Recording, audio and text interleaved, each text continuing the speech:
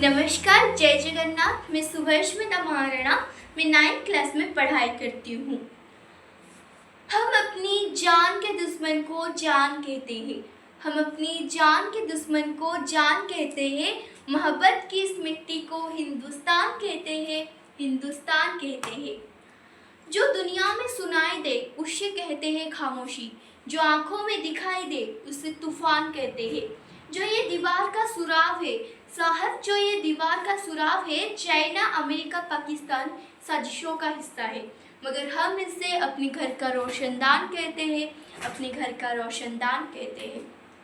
माननीय मुख्य अतिथि, आदरणीय शिक्षकगण और मेरे प्यारे भाइयों और बहनों, सबको मेरा प्यार भरा नमस्कार।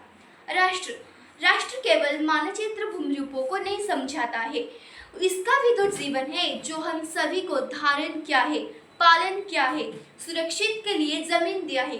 जो इतने सारे चीज दिला सकता है वो केवल मिट्टी का टुकड़ा नहीं हो सकता है।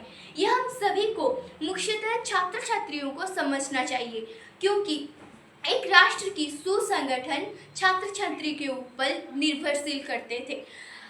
इसलिए कहते थे कि आज के शिशुओं कल की नागरिकों हैं। देश तो देश होते हैं, देश का गठन क्या होते हैं।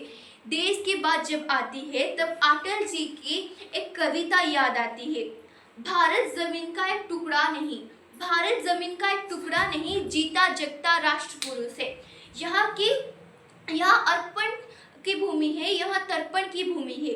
यहाँ की कंकर कंकर में शंकर है, यहाँ की कंकर कंकर में शंकर है। जियोगे तो इसलिए, मरोगे तो इसलिए। राष्ट्र आवश्यक करता है शिक्षा के लिए शिक्षक, तबीयत के लिए डॉक्टर, सुरक्षा के लिए जवान और जीवन रक्षा के लिए किसान।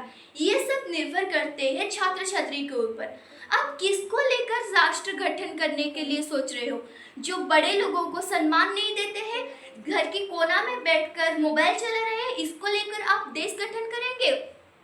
छात्र छात्री सब कुछ कर सकते हैं, छात्र छात्री देश को गठन भी कर सकते हैं। मेरे प्यारे भाइयों और बहनों, आप क्यों नहीं समझ सकते हो कि आपके अंदर भी सुभाष चंद्र बोस है, आपके अंदर भी महात्मा गांधी है। यदि महात्मा गांधी, सुभाष चंद्र बोस इतने बड़े देश भारत को आज़ादी दिलाई तो हम लोग क्यों हमारे भारत को गठन नहीं कर सकते हैं? हम लोग क्यों हमारे भारत को सुरक्षा नहीं देते थे? मैं इस देश की नागरिक हूँ जिसके होठों में गंगार, हाथों में त्रिरंगा है। मैं इस देश के नागरिक हूँ जिसके होठों में गंगार, हाथों में त्रिरंगा है। जो देश कभी सत्यम शिवम सुंदरम, कभी वंदे मातरम और कभी द्राविड़ उत्कल बंगा है। जो देश हर टुकराए की शरणस्थली बन जाता है, सात समंदर पार करे परदेशियों को भी अपनी ब्रदर एंड सिस्टर कहकर बुलाता है। धन्यवाद। जय हिंद।